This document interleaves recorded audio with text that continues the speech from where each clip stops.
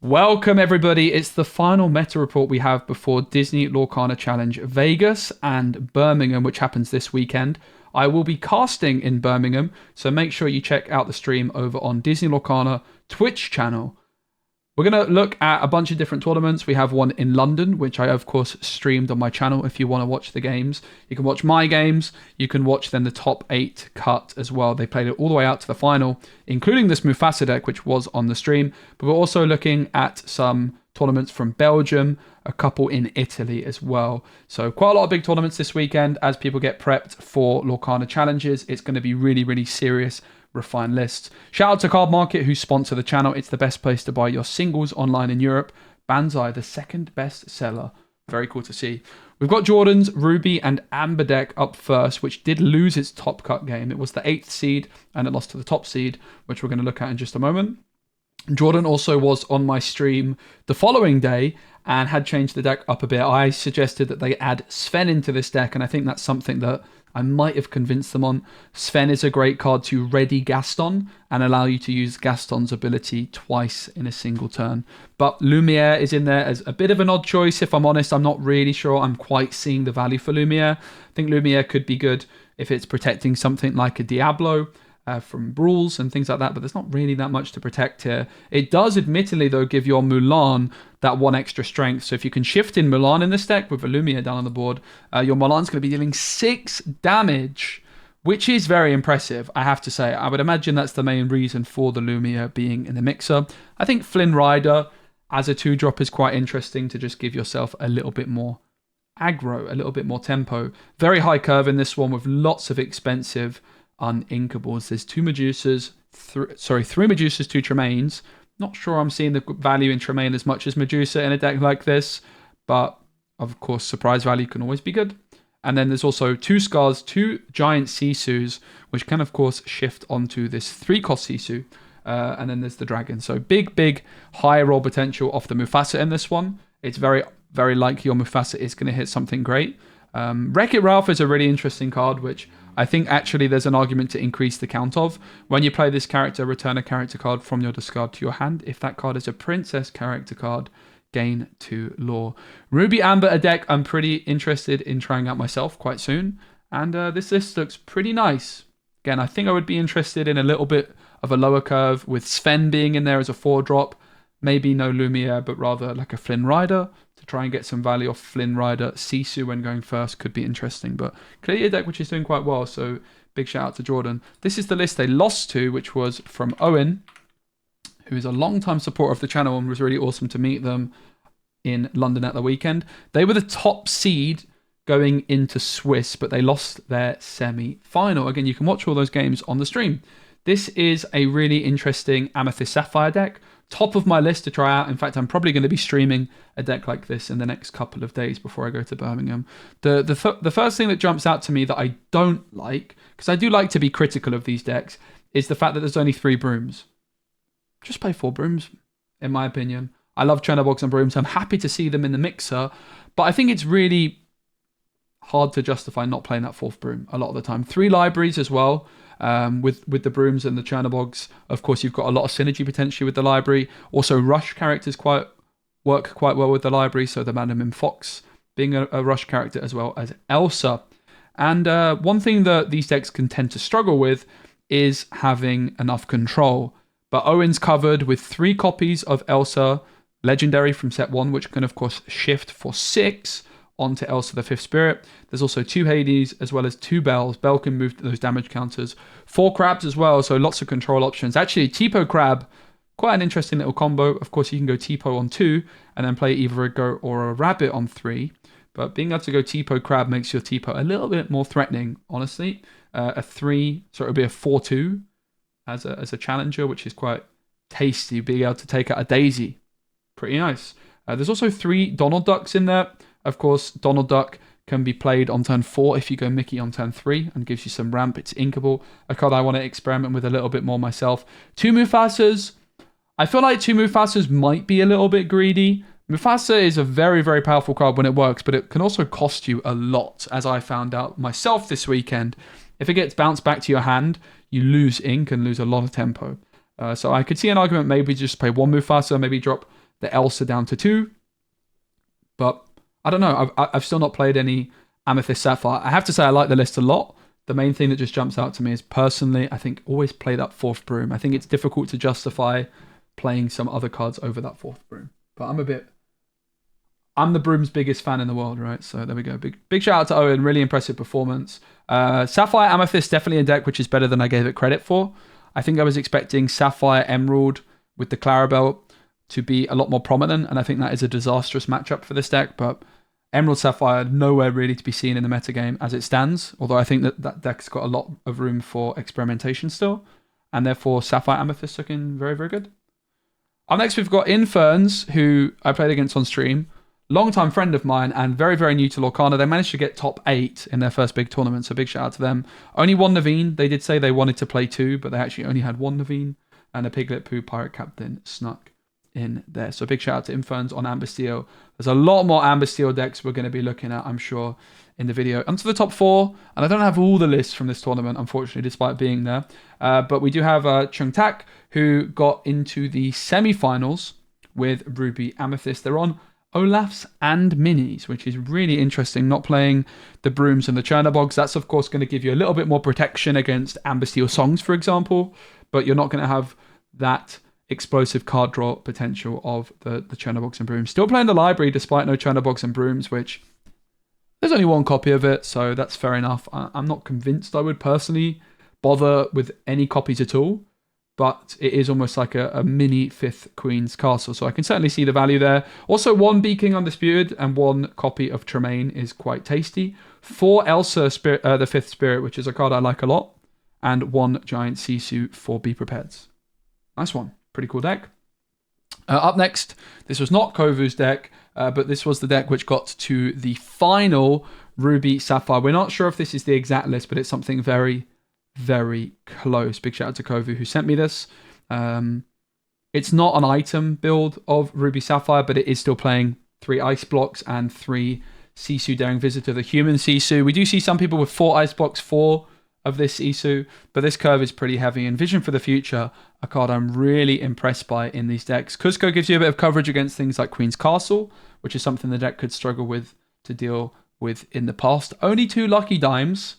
I do think there's an argument to go up to 3, but of course you have so many uninkables. And in fairness, Vision of the Future is enabling you to find your Lucky Dime more consistently. Of course, Tamatoa can bring it back, but if a card like Cusco or the Hideaway hits your Lucky Dime, you're not going to be able to put it back with Tamatoa. 2 Brawls, you're not going to really struggle against Diablo when you've got Ice Blocks and Sisus, but 2 Be Prepared and 4 Sisus is a very heavy curve.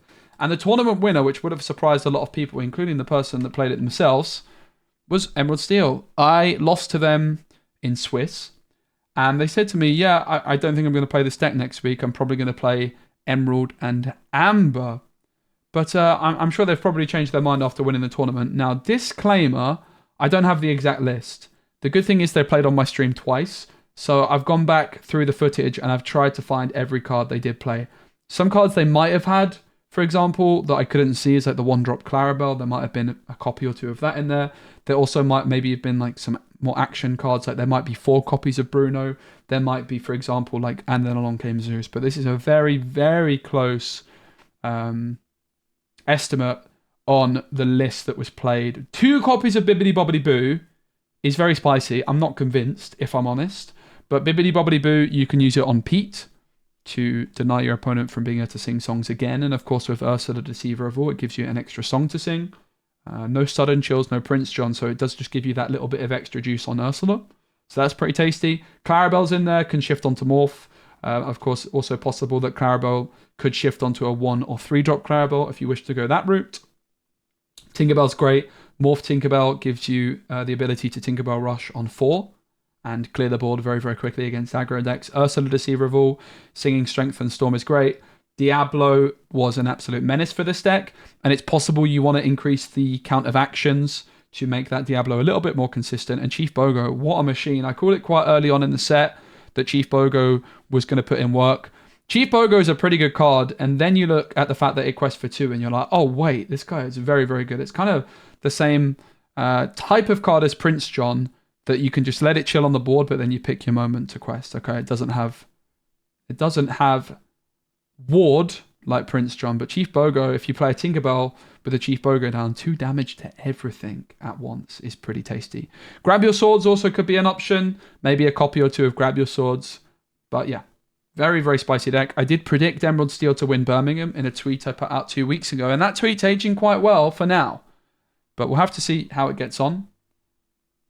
Diablo definitely carried them in the games that I watched. Diablo hardly got removed, including against me. I couldn't find my Under the Sea. Up next, we're going to look at the 1.6k in Belgium. I would imagine that's in euros. 69 players. Starting off with the top 8, another Emerald Steel deck. This one looking quite different, though. This one with Hidden Coves to protect Diablo. There's also Prince Johnson's Sudden Chills, but no Ursula Deceiver of All, which does seem a little bit odd. If you're bothering with Storm Rage on, if you're bothering Strength and Sudden Chill, I'm really surprised that there's no Ursula Deceiver of All. I do think a build like this could be really good, but honestly, I think you just got to play Ursula Deceiver of All. Quite similar to the decks which I popularized in set 3 into the Inklings, this kind of build, just without the Ursula Deceiver of All. But Beast is in there. I'll find him, I'll flatten him. I honestly think seems a little bit out of place, like with nothing like Aerial. You can just play Benjers. I do like the idea of item removal in fairness, but I think Benja is just a really, really good card. Friar Tuck. I think Friar Tuck Benja has some potential. So I think there's 2 different ways you can go with these Emerald Steel decks. You can go Prince John, kind of lower to the floor with things like Merfolk, Flynn Riders, Ursula Deceiver of All, Sudden Chill, or you can be a little bit slower with something like this Chief Bogo, more heavy top end. But big shout out to Peter, even though I don't personally love the exact list, I do like the overall concept. And again, feel free to ignore me. It's just sharing my opinions. What I say isn't always right. We have Amethyst Steel, and instantly the Tiny Tinkerbell jumps out at me as a card I really like the look of in this deck. I think that Tiny Tink is massively underrated in Amethyst Steel. Of course, it's a deck which I played in set 4 and won the Content Creator Set Champs with. We also saw a fan of the channel get to the top 16 in Bologna with almost the exact list which I played, a couple changes. They kept the Tiny Tink in there, which I was really glad to see. So many people cut the Tiny Tink, but it is just tremendous with Amethyst. Being able to sing Friends as just a 2/4 body is very solid. But I think what a lot of people underestimate is the fact that when you play this Tinkerbell, it's almost operating in a similar fashion to the Giant Tink, where your opponent stops questing because they're really worried about that Tinkerbell coming through and clearing the board. So then you don't even need to shift the Tink. In fact, you might not even have the shift available, and you can just play this Tiny Tink down on turn 2. 3 copies felt like the sweet spot for me, but of course we're not on a Bucky meta, so maybe that Tink shift is not as important. 2 Benjers in there as well. Benja, a card I love. This is honestly probably my favorite Amethyst Steel deck I've seen so far. Cogsworth as a new addition is interesting. I'm still not personally convinced by this card. I've never played it. Krabs and Lawrence and Pete is in there as a new addition. Yzma as another interesting top end card. Not sure I love the Yzma, but I do like the look of the rest of it quite a bit. I would still be tempted to play Chernobogs and Brooms, but of course I would. I'm always tempted to play Chernobogs and Brooms. I like the look of this list quite a bit. Amethyst Steel, definitely a deck I'm still interested in checking out a bit more myself. Into another top 8 deck, we've got Ruby Amethyst. This one with the Ruby Chromacon. 1 jump Antipo, 3 Brawls, 3 Sisus, 3 Ice Blocks. 3 How Far Will Go is a little bit more than we see some players going for, but it's definitely a card I like a lot.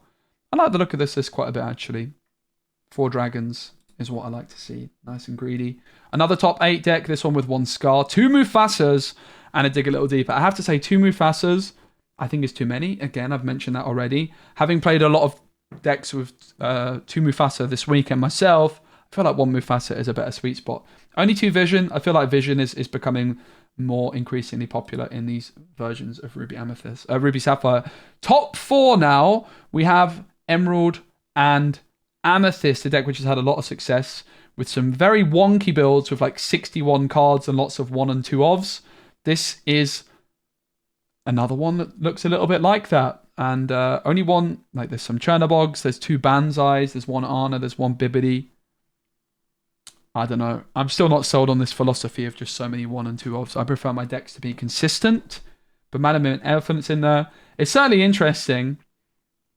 I like the fact that there's 2 Kick Cloud Kickers. And I do like that there's 4 copies of most of the most important cards. Things like Fox, Merlin Goat, Rabbit. There's still 4 copies of those. There's no sign of Queen's Castle.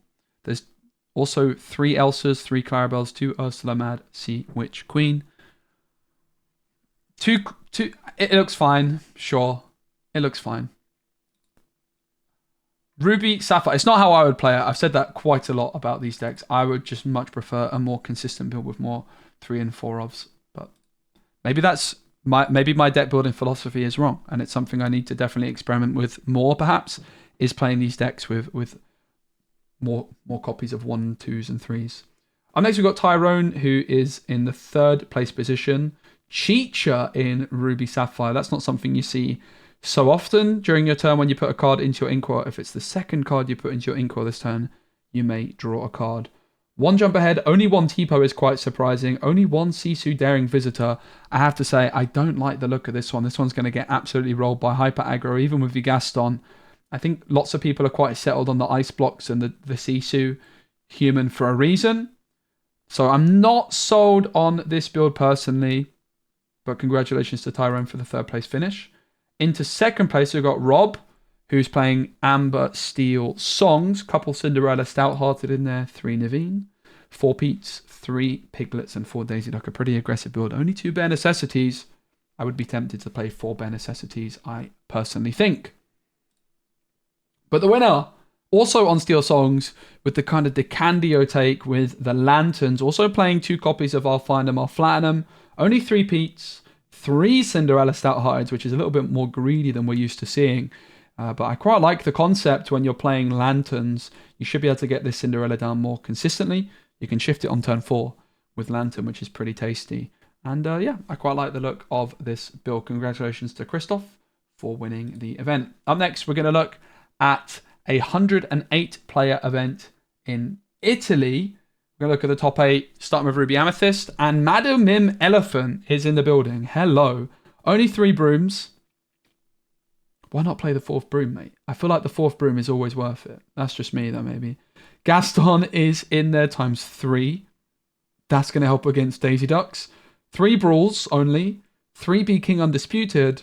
And the Elephant is definitely quite tasty. I think if you're playing B King, Elephant becomes better. It's just like an extra singer.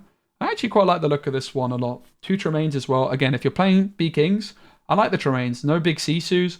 I like this list quite a lot, actually. Apart from, not sure about the Gaston. Up next, we have Marco Del Pivo, who is playing Ruby and Sapphire. And this looks more like the lists we're expecting to see with 4 Icebox and 3 Daring Visitor Sisus. Also got 2 Cuzcos and 4 Vision of the Future. This looks like a very solid build. I like it. It's kind of how I would play it, I think. Into the top 4, we have Nicola De Rose on Ruby Amethyst. Did we miss a deck there? Did I miss some? No. Onto the top 4, Nicola De Rose on Ruby Amethyst. 4 brooms. Hallelujah, that's what I love to see. 4 brawls as well. 2 crabs. 4 libraries. 3 Queen's Castles. Very location heavy, but honestly, it's probably the way I would go. This is probably my favorite Ruby Amethyst deck I have ever seen this set. Good job, Nicola. You get the Specie stamp of approval. I feel like 4 Queen's Castle, 3 library might be a better split. But I like this. I do like this one quite a bit. This looks tasty. Into the top 4 as well, we have another Amber Steel Songs. This one with Tinkerbell, no Cinderella, Stout-Hearted. 2 Benjers as well. Benjers are kind of like 3 Smees. I feel like you should always play 4 Smees, especially with Rapunzel. Similar with Strength, I would always play 4 copies of Strength. Up next, into the top 2, I suppose, we have Amber Emerald Sing Together, one of the top contenders for best deck of the set. I did call in my first meta report the top 2 decks would be Amber Emerald and Amber Steel, and they are probably the most represented at the moment, as well as Ruby Sapphire. And admittedly, I did also put Hyper Aggro into the contention of best deck, so I definitely wasn't perfect, but a pretty solid effort overall. Hidden Cove, Sir Hiss. Is there anything about this deck which is unorthodox? There is. There's 2 copies of Lucifer, which I'm unconvinced by. Only 3 Kida as well. I think you always play 4 Kida. The Lucifer is a card I actually like quite a lot as a concept in this metagame because it can discard 2 cards at once. But you already have You Have Forgotten Me doing that, and it's uninkable, Lucifer. I think being uninkable is a really big deal. You're going to end up having to ink something you don't really want to ink with this Lucifer in your hand. Also, Amber has access to the Amber Daisy Duck, which costs 4. So if you want a little bit more discard in this deck, I think that's your obvious option. So these decks don't really have many flex spots, And Giovanni has put in Lucifer as the flex slot, and I think it makes the deck worse than just having, a fourth Kida and, for example, a fourth Painting the Roses Red or a fourth Sir Hiss. So I don't really like what they've done with the list. I don't dislike it overall. And I think Lucifer, as I mentioned, is a fine option. I just think the fact that it's uninkable, it means that it's a card I would never go for personally. In a similar vein to how in a list we looked at last week, there was 3 copies of Lyle in there, and I didn't like that either. I think that this list is so tight that putting in an uninkable is quite controversial. So Lucifer, a card I think that you could experiment with in some other decks. I think, for example, in my Ruby Emerald build, I think like 1 copy of Lucifer and that would be amazing potentially. My concern is, again, it's uninkable. And even if you try and build some kind of Prince John Amethyst deck, I think Lucifer could be absolutely tremendous in a deck like that. And I think it's definitely worth experimenting with. Again, though, if you have forgotten me, do you really want Lucifer? This is inkable and costs less. This just has a body. I think You Have Forgotten Me is basically what Lucifer wishes it was, and that's why I'm surprised to see it in the deck here. But the first place is a Amethyst Emerald deck.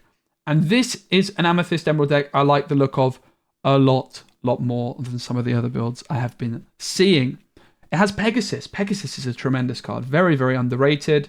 A card I like quite a bit as a 1-drop. You guys are going to be unsurprised to say, would prefer to see Chernobogs and Brooms in the deck.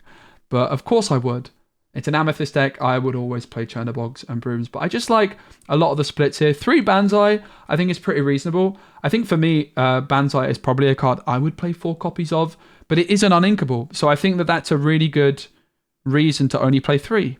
It's uninkable. You don't want to see it quite as often as you would a Madam M Snake. So 3 Banzai actually makes a lot of sense to me. Not convinced that the Sir Hiss and the Mother Gothel, of course, Sir Hiss could be a way of dealing with Diablo, but this deck has other ways of dealing with Diablo, like Elsa the Fifth Spirit, which, okay, that comes in quite a bit later, but you've also got Pegasus plus Crab, you've got Lyle potentially to disrupt it, you've got Kit Cloud Kicker. I'm not convinced that the Mother Gothel and the Sir Hiss belong. In fact, I saw a tweet from the player that maybe the Mother Gothel didn't perform as well as they might have liked. It is an interesting card, no doubt. But I think the Mother Gothel and the Sir Hiss are the only 2 things about this deck I don't like. Maybe You're Welcome as well, I'm not convinced by here. But the rest of it is very, very similar to something I would play. I would be pretty tempted to play Chernobogs and Brooms, but you guys aren't surprised to hear that. I actually like the look of the list quite a lot. Ursula Sea Witch Queen, 3 copies of it. Usually we see 2, but it's a very good card. 3 Clarabelles. I like that there's 4 copies of Elsa. I like there's 4 copies of the Fox, the Goat. I would be tempted to play more copies of Kit, probably. And yeah, for me, this deck looks really clean. Not convinced by You're Welcome, Mother Gothel or Sir Hiss, but the rest is very, very similar to something I would play. Again, I would be looking at Brooms and Chernobogs. I really, really would. Up next, we've got another event in Italy with 56 players, so a bit of a smaller one compared with the previous event we just looked at. Andrea with Ruby and Sapphire in the top 8. Kind of just what we're expecting to see with 1 Hideaway. No Cusco. That's kind of the main thing that's a bit different. 1 Ruby Chromicon. Card I quite like. Up next, we have Ruby Amethyst with, what the heck is this? Imperial Proclamation. Whenever one of your characters challenges another character, you pay 1 ink less for the next character you play this turn. I mean, not convinced by that, if I'm honest. Not convinced at all by that, but fair enough. Daniel with a Ruby and Sapphire deck as well. 3 Icebox, 3 Human Sisu, 3 How Far I'll Go, 3 B Preps, 3 Big Sisus. Alright. Up next, we've got Amethyst Emerald. This one's playing Chernobogs, but no sign of the Brooms, which breaks my heart every time. 2 Arnas is pretty spicy. Only 1 Lyle seems a bit off. I think Lyle is tremendous in this deck. Again, not really convinced by You're Welcome. 1 Bell, sure. And Yzma in there as well. If ever there was a deck to play lots of copies of 1 and 2s, it is with Amethyst, in fairness, with the fact that you can bounce stuff back. Arna is definitely a card I like quite a bit. Not sure Arna's really worth it for me without Prince John, because I think the best ability on Arna is being able to discard a card. But like as an Emerald player that plays a lot of discard, a lot of the time you have a card which says discard and you don't want to discard. So then that's when you pick one of these other abilities. Like I feel like the discard is the most powerful ability on Arna, and the other bits are kind of the bonus. And I'm not really sure, therefore, I would play Arna outside of a Prince John deck. personally. But can sing Friends. That's kind of cute. Ruby Sapphire. Hideaway is in there. Only 3 visions. Kind of similar to the Chernobog and stuff. Why not play the 4th? I think it's pretty good. And then there's 4 dragons, 1 B prep, 4 big Sisu, 4 visitors, 4 ice blocks, 2 hideaways, 3 how far it goes. Only 3 fishbone quills. I quite liked it until I saw only 3 fishbone quills. That is outrageous. That is outrageous. I think you've got to play 4 fishbone quills for an optimized list. Again, when I'm critiquing these decks, guys, I want to make it clear. Just because I don't personally like it, it doesn't mean I'm right. I'm just sharing my unfiltered, honest opinions about the decks because I think that gives you the best information as a viewer. Little reminder, give the video a like. Little reminder, Card Market sponsor the video. Thank you, Card Market, again.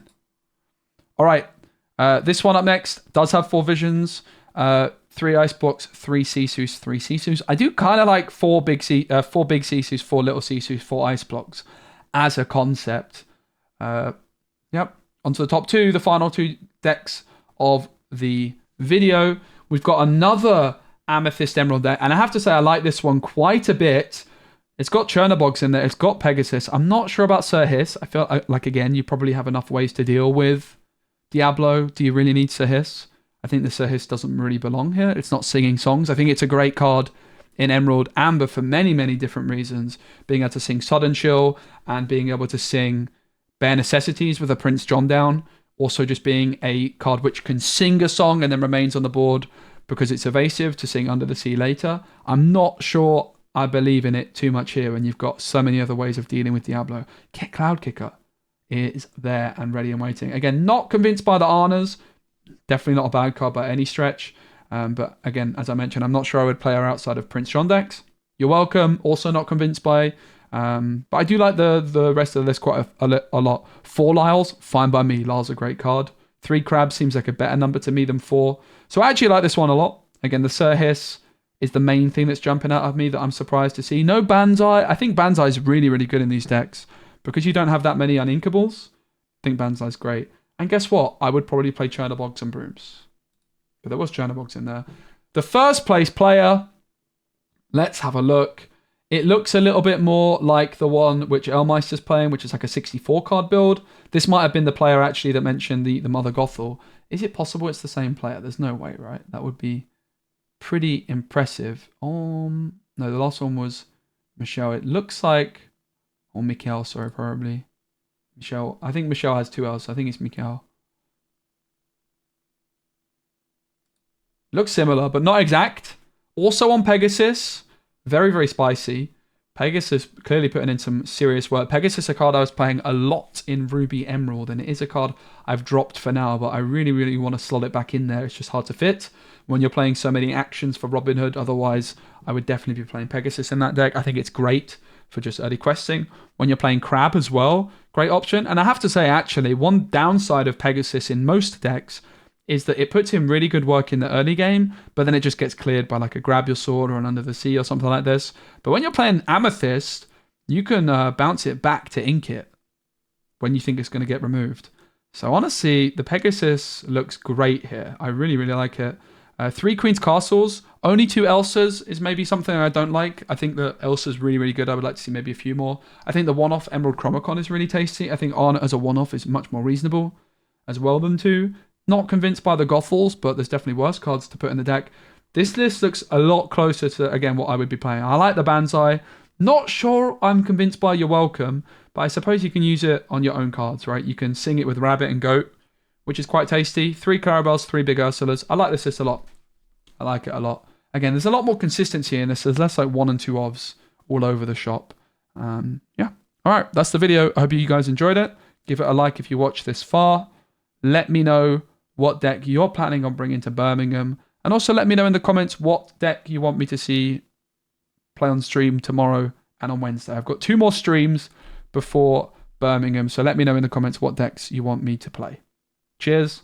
See you soon.